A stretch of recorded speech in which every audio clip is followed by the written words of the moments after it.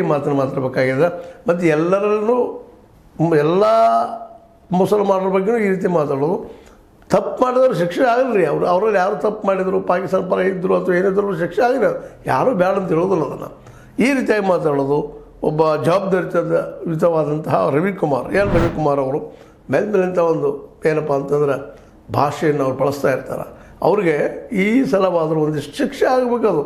ಬರೀ ಬಾಯಲ್ಲಿ ಹೇಳಿ ಬಿಡುವಾಗಿಲ್ಲ. ಇದೇ ಕಾಲಕ್ಕೆ ಹೇಳಿದ್ದೆ ನಿಮಗೆ, ವಿಜಯ್ ಶಾ ಅವ್ರಿಗೂ ಶಿಕ್ಷೆ ಆಗಬೇಕಾಗ್ಯದ.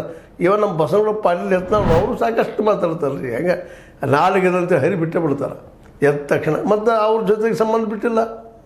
ಹೋಗ್ಬಿಡ ಮುಸಲ್ಮಾನರು ಎಲ್ಲರೂ ಪಾಕಿಸ್ತಾನಿ ಅಂತ ಹೋಗಿದ್ದಾರೆ. ಅವ್ರ ಜೊತೆ ಇವ್ರ ಸಂಪರ್ಕ ಏನು ಸಾಕಷ್ಟು. ಅವ್ರ ಬಗ್ಗೆ ಈಗ ಲೇಖಗಳು ಬಂದಿದ್ದಾವೆ, ನೋಡಿದ್ವಿ ನಾವು ಅದನ್ನು.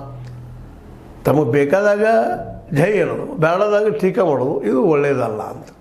ಇಂಥ ಖಂಡಿಸುವಂಥ ಮನಗಟ್ಟ ಸಮಸ್ಯೆಯನ್ನು ಸಮಾಜದಲ್ಲಿ ಕ್ರಿಯೇಟ್ ಮಾಡುವಂಥ ವಿಷಯಗಳ ಬಗ್ಗೆ ನಾವೆಲ್ಲರೂ ಎಚ್ಚರದಿಂದ ಇರಬೇಕಾಗ್ಯದ.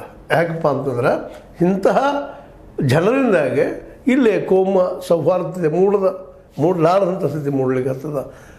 ಇವತ್ತು ಅನಿವಾರ್ಯವಾಗಿ ಇಂಥ ಮಾತುಗಳು ಮಾತಾಡಿದಾಗ ಸಹಜವಾಗಿ ಸಮಾಜದಲ್ಲಿ ಪ್ರಭಾವ ಆಗ್ತಿರ್ತದೆ.